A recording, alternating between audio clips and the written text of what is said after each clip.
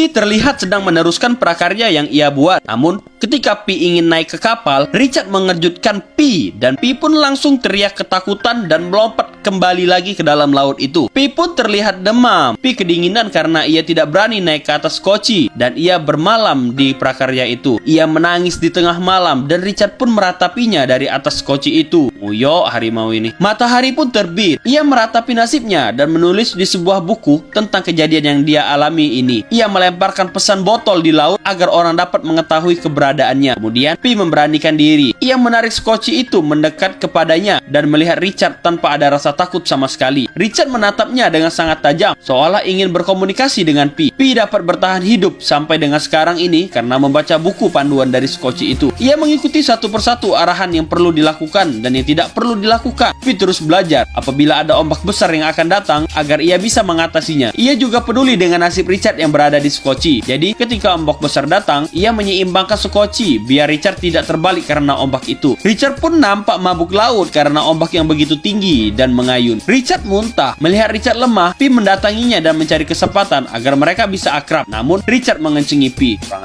ajar nih ini. Pendekatan Pi dan Richard terus berlanjut. Pi memberikan air kepada Richard dan Richard pun menerimanya dengan senang hati tanpa amarah. Pi belajar memancing ikan untuk nanti diberikannya kepada Richard. Lambat laun mereka menjadi akrab. Melihat Pi yang tak kunjung mendapat ikan, Richard berenang untuk menangkapkan ikan itu. Kemudian Pi mengambil kesempatan untuk menaiki kapal dan menarik prakarya yang ia buat itu agar Richard tidak bisa naik ke kapal dan mengganggunya lagi. Setelah naik ke kapal, Pi mengambil kapak dan berniat untuk membunuh Richard. Namun apa yang akan terjadi? Bagaimanakah cerita selanjutnya? Akankah Pi membunuh Richard? Lanjut next part ya.